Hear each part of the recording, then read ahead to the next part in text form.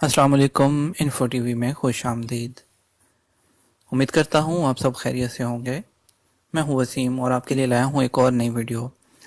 जी, ये उन लोगों के लिए जो सऊदी अरब में हैं और जो अपना प्रोफेशन चेंज करना चाहते हैं, जो है वहाँ से किसी और वीज़ा पर आए हैं लेकिन यहाँ पर जॉब कोई और कर रहे हैं और वो चाहते हैं कि वो अपना वीज़ा चेंज करें, अपनी फैमिली को यहाँ बुला लें, या जो है वो किसी भी और पर्पज़ के लिए अपना जो है वो प्रोफेशन चेंज करना चाह रहे हैं। तो उनके लिए थोड़ी सी बुरी खबर है कि कौन कौन से प्रोफेशन है जिसमें अब दोबारा से एक नया लॉ आया कि चेंजिंग नहीं हो सकती है। उसी बारे में बात करने वाला हूँ आपसे।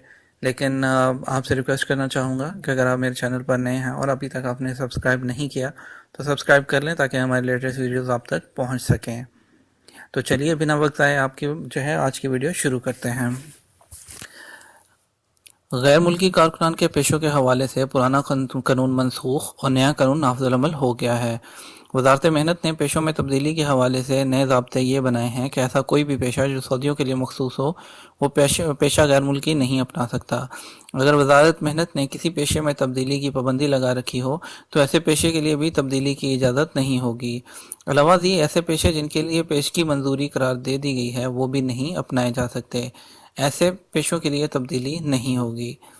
तो कोई भी ऐसे जो लोग जिनका इकामा ऑलरेडी जो है वो उस पे है कि वो अगर वो पेशा जो जो कि सऊदियों के लिए मुख्तस हो गया है और उनका वो इकामा है तो अब उनका इकामा रिन्यू नहीं होगा।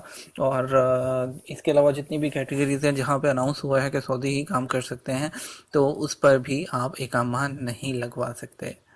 तो ये थी आज की दोस्तों जो है वो बुरी खबर। इसके अलावा जो नकल कफ़ाला के लिए और वीज़ों के इजरा के लिए भी जो है वो नया एक कानून आ गया है। और इसके अलावा नकल कफ़ाला के बारे में भी एक लेटेस्ट अपडेट आई है, उसकी भी वीडियो मौजूद है, वो भी ज़रूर चेक कीजिएगा चैनल पर।